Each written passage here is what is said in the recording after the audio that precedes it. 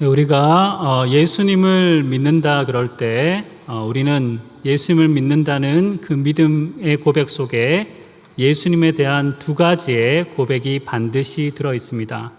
첫째가 무엇이냐면 바로 예수님은 나의 구주시라는 것입니다. 나의 구원자라는 것이죠. 그리고 두 번째로 예수님은 나의 주시라는 것입니다. 나의 주인 되신 분이시라는 것입니다. 그래서 목사님께서 세례를 베푸실 때 어떻게 베푸십니까? 예수님을 나의 무엇과 무엇으로 고백하는 누구누구에게 이렇게 말씀하시죠. 무엇과 무엇으로 고백하는 자입니까? 예수님을 나의 구주와 주로 고백하는 누구누구에게 성부와 성자와 성령의 이름으로 세례를 주노라. 그렇게 세례 예식 때 말씀하시죠. 그래서 예수님을 믿는다는 것은 바로 예수님을 나의 구주로 그리고 주로 고백한다는 것입니다.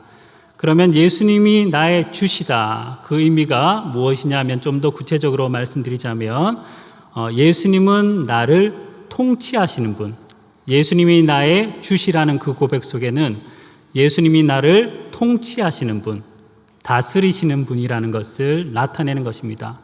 보통 통치하고 다스리는 자, 그런 사람을 일반적으로 무엇이라 그럽니까? 주인이라 그러죠. 주인이 통치하고 다스립니다. 또 누가 통치하고 다스립니까? 왕들이 통치하고 다스립니다. 그리고 하나님께서 자기 백성을 통치하고 다스리는 것입니다. 그래서 예수님께서 나의 주시라는 그 고백 속에는 바로 예수님이 나의 주인이시며 나의 왕이시며 나의 하나님이시다. 그 고백이 들어있는 것입니다. 그래서 예수님이 나의 주이시기 때문에 우리는 예수님의 무엇이 됩니까? 예수님의 종이 되는 것이죠. 좀 더 정확하게 성경적인 의미에서는 예수님의 노예가 되는 것입니다. 영어로는 이제 슬레이브라 그러죠. 그래서 예수님의 노예된, 예수님을 주로 고백하면서 예수님의 노예된 우리는 어떠한 삶을 살아야 됩니까? 바로 주 대신 예수님만 높이는 삶을 살아야 하는 것입니다. 그래서 오늘 본문이 이런 내용을 나타내는데 우리 본문의 내용을 통해서 한번 자세히 알아보고자 합니다. 우리 41절 말씀 같이 읽도록 하겠습니다. 예수께서 그들에게 이르시되 사람들이 어찌하여 그리스도를 다윗의 자손이라 하느냐. 아멘. 오늘 본문은 누가복음 20장부터 나타나는 예수님과 당시 종교 지도자들의 논쟁의 맥락에서 나오는 말씀입니다. 그래서 우리가 잘 아는 세금 논쟁과 부활 논쟁이 앞부분에 나타나는 것을 볼 수 있습니다. 이 모든 논쟁에서 누가 이기셨습니까?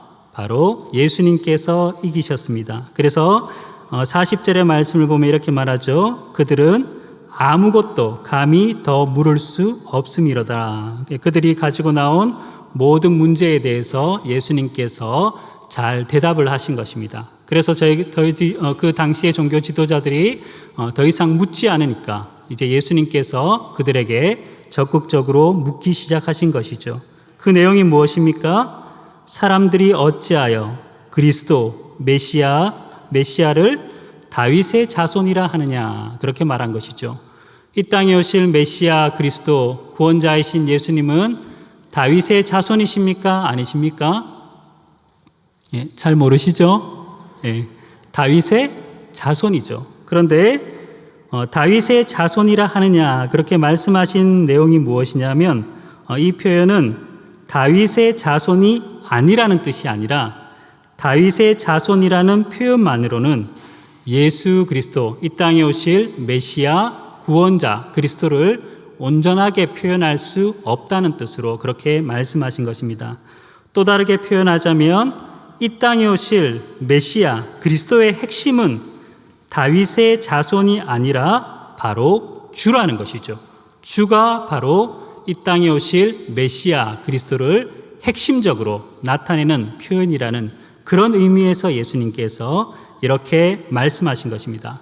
그래서 예수님께서 시편의 내용을 인용해서 이 땅에 오실 메시아 그리스도는 다윗조차도 주로 고백한 분이라 그렇게 나타내는 것이죠. 그래서 42절에 이렇게 말하죠. 시편에 다윗이 친히 말하기를 주께서 내 주께 이르시되, 그렇게 이제 시편의 내용을 인용하고 있습니다. 이 시편의 내용은 시편 110편 1절의 말씀을 이제 인용한 것인데, 우리 시편 110편 1절의 말씀을 한번 다 같이 찾아보겠습니다. 시편 110편 1절의 말씀, 구약 성경 886페이지입니다.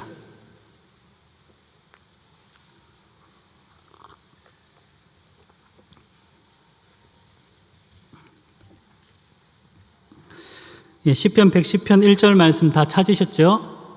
그러면 우리 886페이지 구약 성경에 있는데 한번 같이 읽어보도록 하겠습니다. 여호와께서 내 주에게 말씀하시기를 내가 내 원수들로 내 발판이 되게 하기까지 너는 내 오른쪽에 앉아 있으라 하셨도다. 아멘. 그래서 시편 110편 1절에서 여호와께서 그 부분을 누가복음 20장 42절에서는 어떻게 번역을 하고 있습니까? 저를 보지 마시고 성경을 보셔야 되죠. 누가복음 20장 42절에는 어떻게 인용을 하고 있습니까? 여호와께서를 주께서라고 인용하고 있죠. 그래서 여기 여호와께서는 좀 더 구체적으로 성부 하나님을 나타내는데, 성부 하나님을 주께서라는 표현으로 이제 인용하고 있죠. 그리고 여호와께서 내 주에게, 그렇게 말하죠. 내 주에게를 누가복음 20장 42절은 어떻게 표현하고 있습니까? 내 주께, 그렇게 표현하고 있죠. 그래서 여기서 내 주께라는 것은 바로 성자 예수님, 메시아 그리스도를 나타내는데, 그 성자 예수님을 향하여서 다윗이 어떻게 고백하고 있다는 것입니까? 바로 나의 주로 그렇게 고백하고 있다는 것입니다. 그래서 다윗의 자손이라는 그 표현만으로는 예수님, 이 땅에 오실 메시아 그리스도를 나타내는 핵심적인 것이 아니라 바로 주라는 표현이 바로 이 땅에 오실 메시아 그리스도를 온전하게 드러내는 표현이라는 것입니다.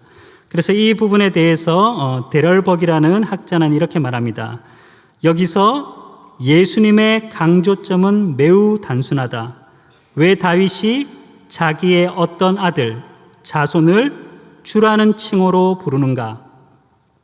가장을 중시하고 존중하는 이스라엘 공동체에 아들은 아버지 아래에 있다. 우리도 마찬가지죠. 우리도 유교 문화가 강하기 때문에 누구누구의 자녀다 그러면 그 자녀는 아버지, 부모 아래에 있는 자입니다. 그래서 다윗의 자손이다 그렇게 말하면 다윗보다도 뛰어나신 분, 위대하신 분이라는 것을 나타낼 수가 없는 것이죠. 그래서 계속해서 이렇게 말합니다. 따라서 아들 또는 자손을 주라고 부르는 것은 매우 중대한 의미가 들어있다. 그 질문에 대한 대답은 메시아가 다윗의 자손이라는 것을 부인하는 것이 아니라 오히려 메시아가 다윗의 주로서 다윗을 초월하는 존재라는 것을 강조한다. 또한 그 대답은 다윗의 상속자에게 주어지는 핵심적인 권위를 인정하는 것이다. 바로 다윗도 그 권위를 인정한다. 따라서 이 중요한 인물과 연결되어 있는 핵심적인 칭호는 다윗의 자손이 아니라 바로 주라는 칭호다. 그렇게 해석을 하고 있습니다. 그래서 이 땅에 오실 메시아 구원자라는 자를 핵심적으로 나타내는 표현이 무엇이냐면 바로 주라는 표현이다. 그렇게 말씀하고 있는 것입니다. 제 이름이 무엇입니까? 제 이름이 최영민이죠. 이 정도는 아시죠? 그런데 제가 무슨 채신지 아십니까? 잘 모르실 것입니다. 아마 경주 채시 아닐까 그렇게 생각하실 텐데 저는 경주 채시가 아니고 해주 채시입니다. 해주 채시 중에서 유명한 인물이 있습니다. 누군지 아십니까? 최영 장군이 있죠. 그래서 제 이름이 무엇입니까? 최영민이죠. 크게 상관은 없습니다. 그런데 이제 저를 소개할 때 저는 최영 장군의 후손입니다. 그렇게 말할 때 최영 장군의 피를 이어받은 사람이라는 것을 나타낼 수 있죠. 그런데 이제 가정입니다. 예를 들어서 하나님께서 저에게 신적인 능력을 주셨습니다. 최영민 목사에게 신적인 능력이 있습니까? 없습니까? 없습니다. 예를 들어서 말하는 것이죠. 가정입니다. 나중에 이상한 소리 하시면 안 됩니다. 최영민 목사가 자기를 신이라 그랬다, 뭐 이렇게 말하시면 제가 더 이상 강단에 쓸 수 없죠. 예를 들어서 제게 신적인 능력을 하나님께서 주셨다고 가정해 봅시다. 그래서 제가 다음 대선이 언제인지 아십니까? 잘 모르시죠? 2022년 3월입니다. 2022년 3월에 대선에 나가서 신적인 능력을 발휘해서 전국적인 지지를 받고 대통령이 되었다고 합시다. 대통령이 되었을 뿐만 아니라 신적인 능력을 발휘해서 인간적으로는 안 되죠. 남북 통일을 이룬 것입니다. 남북 통일을 이루고 또 신적인 능력을 발휘해서 주변에 있는 강대국들, 러시아, 중국, 그리고 미국, 그리고 일본 다 평정해서 우리나라를 해가 지지 않는 나라로 만들었다. 물론 인간적인 능력으로는 안 되죠. 신적인 능력으로는 가능합니까? 가능하지 않습니까? 잘 모르십니까? 가능합니다. 하나님의 능력은 전능한 능력이잖아요. 그래서 그런 위대한 업적을 이루었다. 그럴 때 저를 소개할 때 저는 최영 장군의 후손입니다. 그렇게 말할 때 어떻게 들립니까? 너무나 부족한 표현이죠. 그런 위대한 업적을 이루었는데, 신적인 능력을 가지고 그런 위대한 업적을 이루었는데 그 정도로 표현으로는 저를 온전하게 드러낼 수 없는 것입니다. 마찬가지로 이 땅에 오실 예수 그리스도 메시아, 그분은 어떤 분이십니까? 바로 하나님이시죠. 그 하나님의 능력으로, 신적인 능력으로 어떻게 하셨습니까? 우리 죄를 대신 지시고 십자가에 피 흘려 죽어주실 뿐만 아니라 3일 만에 부활하심을 통해서 죄와 사망의 권세를 깨치시고 죄와 사망의 권세를 이기시고 부활하셔서 바로 주를 믿는 모든 백성들, 주를 믿는 모든 죄 아래 있는 사람들에게 구원의 은혜를 허락하신 분이십니다. 그리고 장차 지금 하늘 우편에 앉아 계시다가 장차 재림하셔서 온 우주 만물을 영원토록 통치하시고 다스릴 하나님이시죠. 그 주님을 향하여서 그저 다윗의 자손이다, 이런 표현으로는 부족하다는 것입니다. 다윗조차도 그분을 의지하여서 그분을 주로 고백하면서 그분을 믿음을 통해서 구원의 은혜를 받게 되는 것입니다. 그래서 그 위대하신 예수님은 바로 우리 모두의, 믿는 모든 사람들의 주가 되시는 분이라는 것이 성경에서 말하는, 이 본문에서 말하는 가장 합당한 표현이다. 그것을 나타내 보여주는 것입니다. 사랑하는 여러분, 그래서 우리가 예수님을 정말 나의 주로 고백한다면, 예수님 그 위대하신, 그 높으신, 그 하나님이신 예수님을 나의 주로 고백한다면 우리는 어떠한 삶을 살아야 됩니까? 바로 우리의 전 삶을 통해서, 우리의 주어진 모든 것을 통해서 주님을 높이며 주님을 경배하며 주님을 위한 삶을 살아야 하는 것입니다. 그래서 다음 본문에 나오는 내용들이 이 부분을 나타내는 것이죠. 20장 45절에서 21장 4절까지의 내용을 보면 예수님께서 서기관들을 조심해야 될 것을 나타내시고, 그리고 21장 1절에서 4절의 내용을 보면 가난한 과부의 헌신이 나타납니다. 그래서 장이 구분되어 있기 때문에 이 20장 41절에서 44절 말씀, 예수님이 바로 주시라는 내용과 서기관들을 이제 조심하라, 서기관들의 삶을 조심하라는 것과 가난한 과부의 헌신의 내용이 분리되어 있는 것 같습니다. 그러나 데럴복이라는 학자는 어떻게 말하냐면 이 부분은 이제 원문을 보면 하나로 긴밀하게 연결되어 있다는 것을 나타냅니다. 그래서 예수님을 주라고 고백하는 자들이 어떠한 삶을 살아야 되는지에 대해서 서기관들을 조심하고 가난한 과부의 헌신을 통해서 우리에게 분명히 나타내 보여주는 것이죠. 예수님을 주로 고백하는 사람들은 어떤 삶을 살아야 됩니까? 바로 서기관과 같은 삶을 살아서는 안 되고 가난한 과부와 같은 그런 삶을 살아야 하는 것입니다. 그래서 예수님께서 서기관들, 당시의 종교 지도자인 서기관의 삶을 조심하라고 그렇게 말씀하고 있는 것입니다. 서기관들은 어떠한 삶을 삽니까? 바로 자신을 높이고 자신을 드러내는 삶을 살아가는 것이죠. 예수님을 주로 고백하지 않는 사람들, 죄인들, 이 땅을 살아가는 죄인들의 가장 큰 특징이 무엇입니까? 자기중심성이죠. 그래서 자기중심적으로 자기를 드러내고 자기를 나타내고 자기를 높이기를 그렇게 좋아하는 것입니다. 그래서 예수님께서 이런 서기관들의 삶을 조심하라고 그렇게 말하죠. 그 서기관들의 삶은 어떻습니까? 46절의 말씀을 보면 긴 옷을 입고 다니는 것을 원한다 그렇게 말하죠. 여기서 긴 옷이라는 것은 화려하고 값비싼 옷을 말합니다.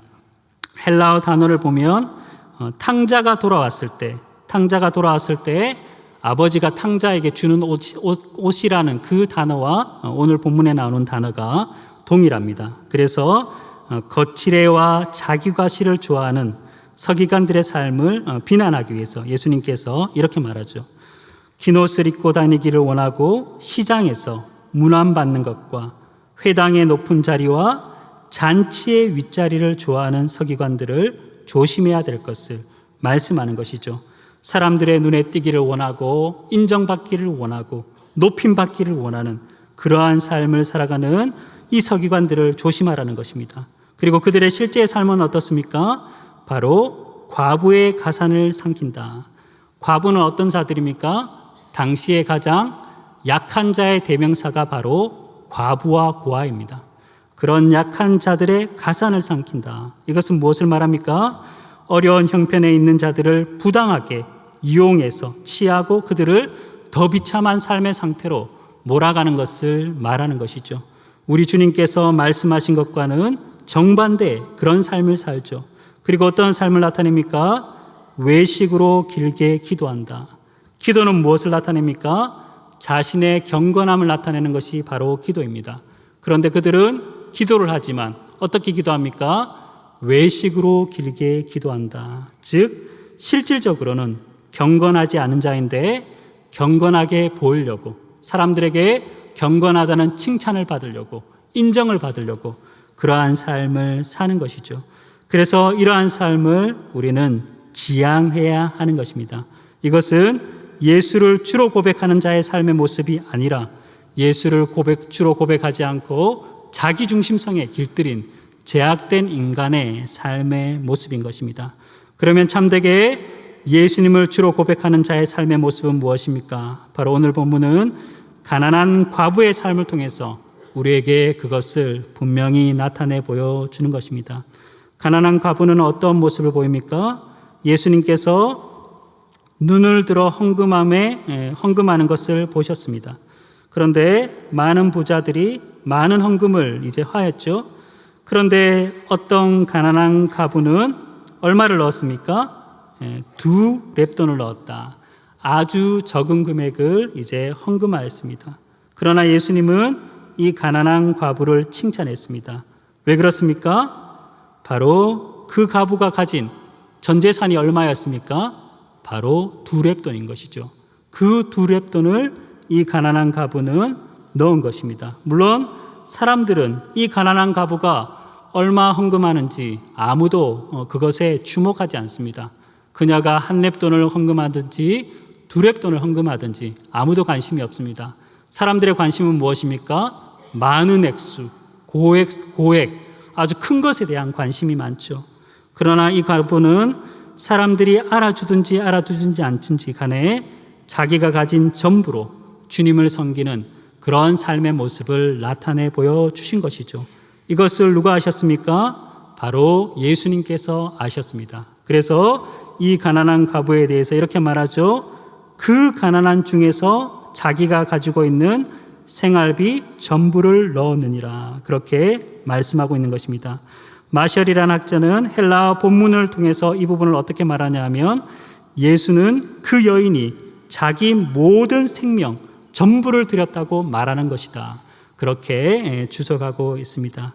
그녀의 삶은 무엇입니까? 바로 자기가 가진 전부를 통해서 주님께 헌신하는 그런 삶의 모습을 나타내 보여준 것입니다. 사랑하는 여러분, 오늘날 한국교회의 가장 큰 문제점은 무엇입니까? 우리가 예수님을 믿는다, 예수님을 나의 주라고 고백하지만 우리들의 삶의 모습은 무엇입니까?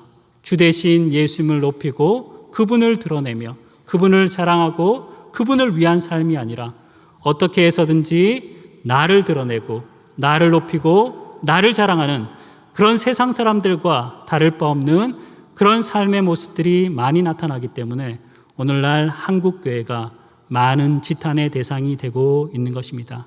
그래서 우리는 우리의 삶을 다시 돌아봐야 하는 것입니다. 정말 내가 예수 그리스도를 주로 고백하며 그 주 대신 나 같은 죄인을 위해서 구원해 주시기 위해서 십자가를 지시고 3일 만에 부활하심을 통해서 그 영광을 드러내신 주님을 위한 자로 내가 살아가는가 자신을 돌아보아야 하는 것입니다. 김남준 목사님이 쓴 책 중에서 은혜에서 미끄러질 때라는 그런 책이 있습니다. 그 책을 읽는 중에 이러한 부분이 있었습니다.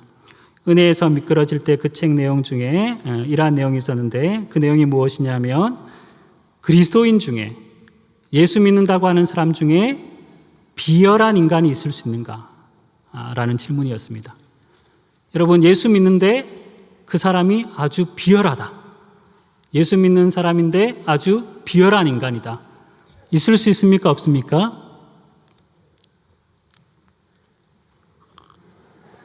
예, 대답하기 어려우시죠? 예, 그 책의 대답은 있을 수 있다는 것입니다. 왜 그렇습니까? 예, 우리 속에 죄성이 남아있기 때문입니다.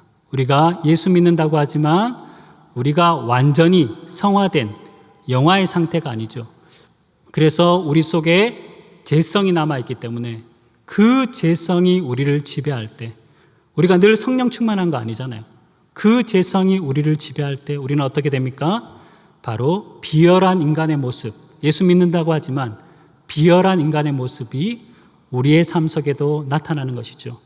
마찬가지로 우리가 예수님을 주로 고백하지만 우리가 죄성의 지배를 받을 때 우리는 어떻게 됩니까?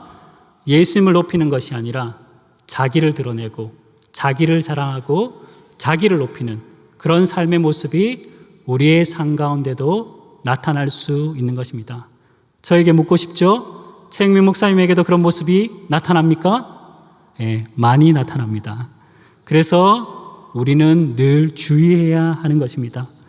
우리가 정말 예수님을 주로 고백하는 자로서 우리의 전 삶을 들여서 주님께서 우리에게 베푸신 그 모든 것을 들여서 예수님을 주로 고백하는 자로서 합당한 삶을 살기 위해서는 우리는 늘 주의하며 자신을 돌아보아야 하는 것입니다.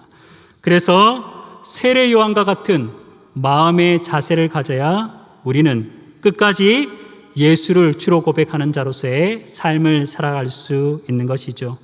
요한복음 3장을 보면 세례 요한이 이렇게 고백하는 것을 볼 수 있습니다. 세례 요한의 제자가 세례 요한에게 나와서 이렇게 말하죠. 예수님이라는 분이 세례를 베푸니까 세례 요한 당신을 따랐던 많은 사람들이 다 예수님에게로 가더이다. 그런 말을 들었습니다. 그런 말을 들었을 때 세례 요한이 무엇이라고 고백합니까? 바로 그는 흥하여야 하겠고 나는 쇠하여야 하리라. 그렇게 고백한 것이죠. 사랑하는 여러분, 우리는 이 마음과 자세를 가지고 주님을 섬겨 나갈 때 우리는 끝까지 예수님을 주로 고백하는 자로서의 삶을 살아갈 수 있는 것입니다. 예수님은 흥하여야 되겠고 예수님은 높아져야 되겠고 예수님은 영광을 받으셔야 되겠고 그 영광을 받으시는 중에 나는 쇠하고 사라지고 없어져야 되겠다. 그 삶의 자세를 가지고 우리는 우리에게 주어진 사명을 감당해야 하는 것입니다. 사랑하는 여러분, 정말 여러분들이 혹시 이런 마음의 자세를 가진다면 여러분은 끝까지 주님 앞에 충성된 자로 서지 못할 것입니다. 예수님께서 영광 받으시는 곳에 나도 영광 받고 예수님이 높임 받으시는 곳에 나도 높임 받고 함께 영광을 누리기를 원한다면 제가 확신하건대 여러분들은 변질될 것입니다. 주님께 영광을 드리는 것이 아니라 오히려 주님의 영광을 가리고 자신을 드러내는 자로 살아가게 될 것입니다. 사랑하는 여러분, 오늘 말씀 기억하셔서 세례 요한의 그 정신을 가지셔서 우리의 전 삶을 통해서 주님은 흥하여야겠고 나는 쇠하여야 하리라, 그 마음의 자세를 가지시고 예수를 주로 고백하는 자로서 합당한 삶을 살아가시는 저와 여러분이 되길 간절히 소망합니다.